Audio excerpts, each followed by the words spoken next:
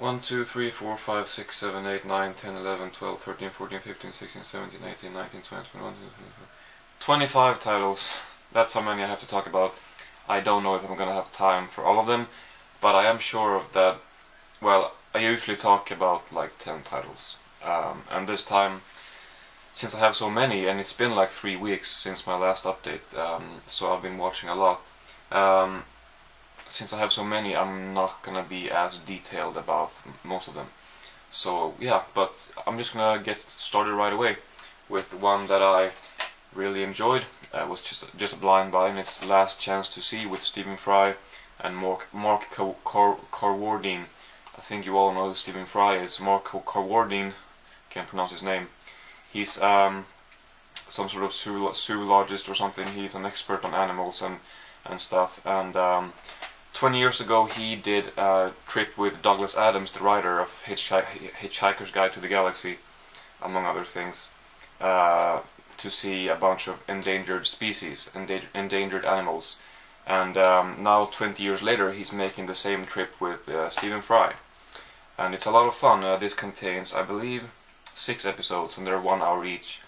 And in each episode, in each episode they try to find one certain animal, but along the way they do other stuff too. But each episode is sort of centered on this one animal. But yeah, 6 episodes, and it actually does. There actually is one more episode, which was released later on, which was made later on, which I've actually ordered, and it's sort of a follow-up to one of these episodes. So I haven't received it yet, but I'm excited to watch that. I'd say it's kind of like a mix between David Attenborough's documentaries and Michael Palin's travels, kind of like a comedic nature show or humoristic.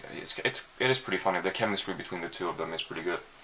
Yeah, so I recommend that if you like that kind of stuff. Then we have Hercules, Savi Steelbook. This is a pretty nice steelbook. You've probably seen it already, but yeah, this one used to be one of my favorite movies as a child. I remember watching it when I was like 7 years old, and I still like it, but I can't say I like it as much anymore. It feels more like they focus a lot on the different sequences, and the movie as a whole doesn't go along as well, or doesn't. I don't know. It just felt not detached, but didn't feel like there was well, I don't know. It feels there's a lot of memorable separate scenes, but I don't know. I don't know. I wasn't as big of a fan of it right now. I mean, now as I used to be. Then we got a show which I thought that I would like, but I couldn't get into it. I only saw 2 episodes, but it's Boss with Kelsey Grammer. I've had this for a while, and I couldn't get into it. But another show that I liked, but I feel I'm gonna use the word overrated, but that doesn't mean that I don't like it. I do like it. It's just that this has gotten so much praise, so I can't help but feeling it is a little overrated. It is Orange is the New Black, and yeah, I like it. I think it's good. I enjoyed watching all of it. It's just that I don't see the concept being that original, and I feel like the script, sometimes I felt that the script needed some work. Like the things that they concentrated on in the different episodes, they were just kind of thin, or they needed something more. It was just a little dull sometimes. Not much happened, and I was like, I don't know. I thought I would like it more. I thought the ending was good, so I'm excited to eventually see the 2nd season. But I did have higher hopes for this. I can't say that I really like any of the characters either. They're not that interesting to me, to be completely honest. It's good though. But it's not really anything more than good, if you ask me. But I know a lot of people will disagree. Then we have The Happiness of the Katakuris by Takashi Miike. This is his remake of the South Korean movie The Quiet Family. I've not seen that one. I might eventually. This one is a crazy movie in typical Takashi Miike fashion. It's not that. If you would compare it to a movie like A Visitor Q, which I guess in a way it shares certain similarities, that one is much more morbid and disgusting, and this one is just kind of over the top and silly and goofy. This one is not overly violent or brutal. I mean, it has a 15 logo on it, and it should have, but compared to other Takashi Miike movies, it's not that gross. It's not that you know, ridiculously well, it is over the top, but it's not that violent as the other ones, and not that graphic. But yeah, it's fun, definitely. Then this one I was kind of disappointed with. It's Sleepless in Seattle, and I don't know why I was expecting a great movie. Really, I guess I just had been hearing so much about it through the years, and I was excited to finally check it out, and I liked it. I enjoyed it, but I'm not gonna watch it again. I just felt like by the end of the movie, it didn't feel like enough had happened. I mean, I guess it makes sense that it ended that way, but somehow it felt like only half the movie had happened and they had just prolonged it. I don't know, but it was okay. Then this movie was great. It's Match Point by Woody Allen. I've always known about this movie, but I haven't been a Woody Allen fan for years and years. I've liked his movies for a few years, definitely, but I've always sort of, I've never been as interested in this one as other ones because it's a very atypical Woody Allen movie, and I haven't been sure if I would like it, because it's a thriller, and most of his movies are drama comedies. But I'm glad to finally have seen it. Yeah, yeah. I really liked it. I thought it was great. It gets better and better. The progression of the story, the direction is just superb. Really masterfully created and crafted, and I believe that this is actually Woody Allen's personal favorite of his. So yeah, I really enjoyed it. Then we got a fun, cheesy, dumb movie, which I actually for once could figure out way before it happened, you know, what the twist was gonna be, and it's Secret Window with Johnny Depp, and I liked it. I thought it was very enjoyable, but it was a little too obvious, and a little, I don't know. I definitely enjoyed it. It was a fun movie and an enjoyable movie. Then we have True Grit on DVD. I've been wanting to have this on Blu-ray, but I decided to finally, whatever, I'll watch it on DVD. I have seen it, I saw it in theaters, and I'd say it holds up. I think maybe I liked it a little bit more though, back when I saw it in theaters. I just feel like the adventure that they're doing is kind of like a miniature adventure, if you will. I know it's a western and it's not an adventure movie, it's a western, but it just felt like the distance traveled, you know, was well, it just felt like they reached their final destination kind of quickly, but I don't know. It's a great movie. Coen brothers, some of the best directors around, and yeah, really great movie, definitely, but not my favorite Coen. Then we have Fanny and Alexander. I do have this on DVD, but I wanted to watch it again on Blu-ray. It is a great movie, some really great stuff in this. In a way I feel like it's a little overwhelming to watch it and to take everything in at once, but when I think back on it on separate scenes, I can't really think of any bad scenes. But I have heard this is the 3-hour version, and this is the theatrical version, and I have heard that the TV version is preferable, or you know, the one that most people favor, and the one that Ingmar Bergman favored himself. He said that cutting this one was aired before the TV version was ever shown, but he said that cutting it down to this was like cutting into the flesh and bone, guts and flesh, whatever he said, of the movie. So I definitely need to get the Criterion eventually, which I think contains both, and I'll watch it again, the long version. Then we have One for the Money, really shitty Katherine Heigl movie. It was kind of weird. The movie gets started very quickly. There's barely any background or you know, build up or whatever. They just throw themselves into the plot right away, and I didn't feel like that worked. And it never really caught my interest later on either. I didn't like it. Then we have My Date with Drew, a documentary type thing where this guy has been a fan of Drew Barrymore his whole life, and he does everything he can to get a date with her. And I thought it was kind of like a cute little charming documentary, not great by any means. It has a very low rewatch value, but there was something about it which kind of made me feel a little better. I don't know. Not that I'm walking around feeling depressed all day, but it just made me feel kind of happy for a moment. Then we have another, maybe I should have shown these at the same time, but anyway. Another Savi steelbook, and it is Pinocchio.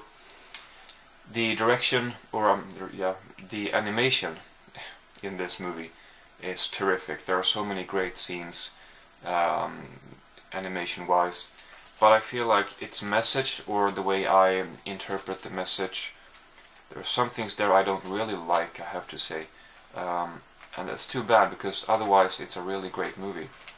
I mean, so many great iconic scenes in this, and I used to love it as a child. I still like it, but I don't know. There is a great special feature on here. There's an audio commentary with Leonard Maltin and 2 other film historians, and they talk about the movie and a lot of the background to the movie, and so you're watching the movie with them, and at all times you have either a picture of them watching it, talking about it, you have you know, storyboard pictures, you have behind the scenes pictures, you have certain video sequences with interviews from the animators of the movie, just all stuff on the screen, you know, as you're watching the movie also, yeah, at all times. So you're seeing, at the end of it, you've seen so many different pictures and video clips of different things, and you've got, if you like the movie and wanna know more about it, at the end of it you will have you know, educated yourself quite a bit on this movie. So I recommend getting this, not necessarily this release. I'm sure that featurette is on other releases too, but getting a release which has that featurette on it, because it was great.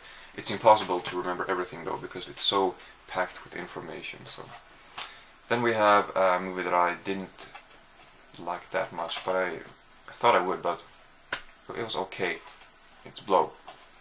Johnny Depp, Penelope Cruz. Basically about Johnny Depp dealing drugs, trying to build this emporium or whatever by selling heroin and then cocaine. And I don't know if I thought it worked that well. I thought it was okay. I enjoyed it, but I thought that I would like it more. So then we have Almost Friends, Paul Giamatti, Paul Rudd. Basically 2 people go from Quebec in Canada to, I guess, New York. Well, at least the US somewhere. And about a month before Christmas they go there to sell Christmas trees. And that's basically what it is. Well, there's more to it. I mean, the 2 of them, they have history, and they've sort of become best fiends instead of, not really best fiends either. They used to be best friends, now they're just kind of enemies, but not really, you know. It's kind of like a, well, maybe best fiends would be a way to put it. I don't know. It's not really. Never mind. It's okay. Really, it wasn't great, but I enjoyed it. Then, what do you know? Another steelbook from Savi Disney, Mulan. I used to absolutely love this as a child as well. This was actually one of my absolute favorites from Disney. I've never been a huge Disney fan, but this one I used to absolutely love, and I still like it. For example, it's one of the, because I've been watching a lot of Disney movies lately, getting these Savi steelbooks. I think I have like 10 of them now. So I've been listening to a lot of songs, and the only 2 so far that really have made me feel like, wow, these are really good, is Time to Be a Man or whatever in this one, which is a little cheesy, but I think it works so well with the sequence they're showing. This one and the song in the Jungle Book sung by that ape or orangutan or whatever, you know, I Wanna Be Like You, etc. Those two songs are the only ones so far that I have really, you know, noticed that I've appreciated a lot even now. And that's, you know, only 2 songs in 10 movies. Well, I don't like musicals at all. I like Disney, but I don't necessarily like the musical numbers that much. So these 2 are the only ones that I really can't say that I like to this day. But anyway, so just thought that I mentioned that. Then we have Benny and June, another Johnny Depp movie. This has a good cast. It has, let's see, Oliver Platt is in it, Julianne Moore, Dan Hedaya, William H. Macy is in this a little bit, maybe someone else I'm forgetting about. But this was definitely good, a really fun and kind of unconventional romantic comedy. I would definitely recommend this one. Then we have a great one. I didn't think that I would like this as much as I did, because I usually don't like these kind of gritty movies, but this one I thought was great. It's a Bad Boy Bobby, an Australian movie which took like 10 years to make. The filmmaker of this, he wrote some stuff, waited a couple of years, wrote some more stuff, and revised some of the stuff that he had been writing, and he sort of kept doing that, and then 10 years later he was done with it. So definitely has a long history, and yeah, it's very gritty, but I really liked it. There's just a few sequences which really grabbed me. There are also things which I didn't like, but they're definitely outweighed by the things that I thought was great. Yeah, I definitely would recommend this one. It has a lot to offer. Then we have a Taste of Honey, I think, by Tony Richardson. I say I think because there's no English title on this DVD. But previously I had seen The Loneliness of the Long Distance Runner by Tony Richardson, and I really liked that one. This one started out good and I was having high hopes. It ended up being not as good as that other one if you were to compare the two. This one is kind of like a romance, a drama. It's part of this kitchen sink realism, so of course it deals with a lot of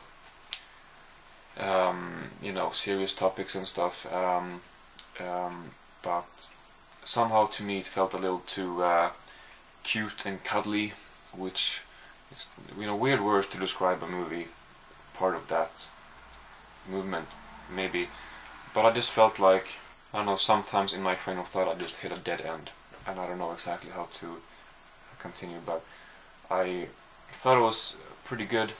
I was a little bored, to be honest. Some great visuals in here, and it is very bleak and stuff, but still it felt a little, I don't know.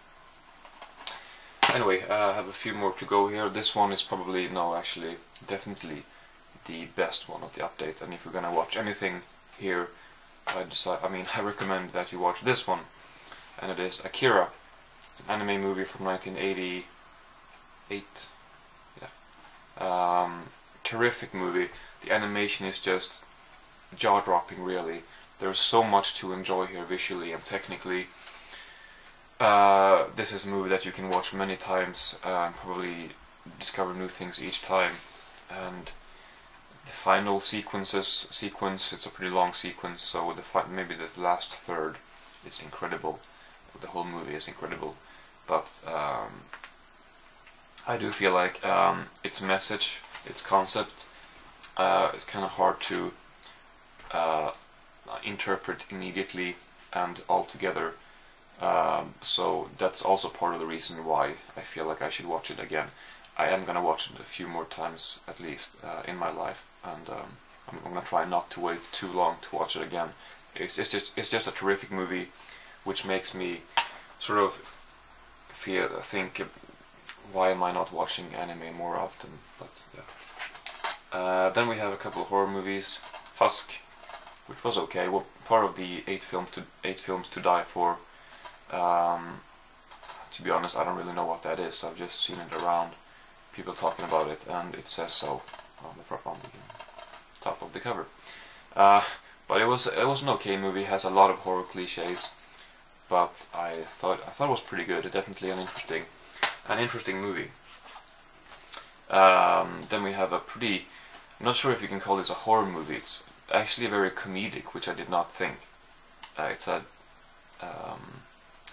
giant monster movie, part of the sci-fi channel movies, and it's called, it says Outbreak on the cover, but I think it's more known as Mammoth, and it is indeed a giant mammoth causing havoc on Earth.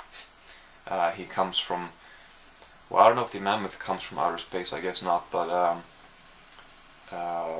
sort of gets his life from outer space somehow. But anyway, it's really bad giant monster movie, B movie, you know, with kind of bad special effects, which you will know from just sci-fi movie or sci-fi channel. But it's okay. And then the last movie before I'm gonna briefly talk about two music DVDs as well is another Savvy Steelbook from Disney, or Savvy Disney Steelbook, Peter Pan. I don't think this one is that great, to be honest. Definitely not one of the highlights from Disney, even though I'm not a huge Disney fan. And I said that before, so why am I getting so many Steelbooks? I don't know. I like watching Disney, but I never really think that they hold up as an adult. But I don't know. I just feel that the animation in this one is very uninteresting compared to some other ones. Like I said about Pinocchio, the animation is terrific. This one was only made like, well, 15 years later, maybe, something like that. Maybe 10 even. I don't know. Yeah, compared to that, the animation is not that much. Compared to that, the animation is just not that great. It has a few sequences which look really good, but you know, that along with the fact that I'm not that interested, I'm not that involved with the story or the characters, kind of makes this, well, just not one of Disney's best.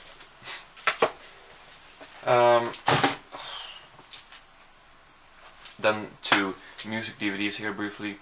All Empires Fall by Primordial. They're an Irish sort of folk metal band, but it's kind of hard to classify their music by genre like that. It's kind of like raw, fairly epic metal with a vocalist that some people I would understand. I would understand if some people have a problem with his vocals, but to me they go along so well with their music and what they're trying to do with their music. And yeah, this one contains one main performance in Dublin from 2009 and one documentary which was like an hour 40 minutes, which chronicles the history of Primordial from 1987 to 2010, and it basically consists of interviews with the band members talking about the history and everything that they've been through. And then it has some other clips too from various performances and 2 CDs as well. The next one and the last one of the update is Pain, We Come in Peace. Pain, it's a Swedish band slash artist, and he, I would call him an artist. I mean, I think he does all the music himself, and sort of like an industrial metal outfit. And I have seen him live with this band, and or you know, and that was like not that long before this concert was filmed. But anyway, this DVD is not one of the best. It's actually a Blu-ray, but has a couple of performances, and they were fine. Some behind-the-scenes stuff, which are shown in between the songs on the first and I guess main performance. So obviously the show feels kind of detached because they're stopping to show behind-the-scenes stuff and travel footage and diaries and stuff like that. And I usually really enjoy that kind of footage, but with this one I didn't feel like it worked as well, just because they showed it the way they did. But yeah, that's it for this time. 25 titles. Like I said, I had to be pretty brief about most of them. Definitely left some things out that could have been maybe of interest or of importance, but that's basically it for this time. And yeah, now I have nothing to talk about. Usually when I do this I tend to have a few left, but yeah, it might be a little while before I make another one. But yeah, anyway, it might not. I might watch a whole bunch of movies over the weekend, who knows. That's it. Thank you very much for watching, and yeah, I'll see you later.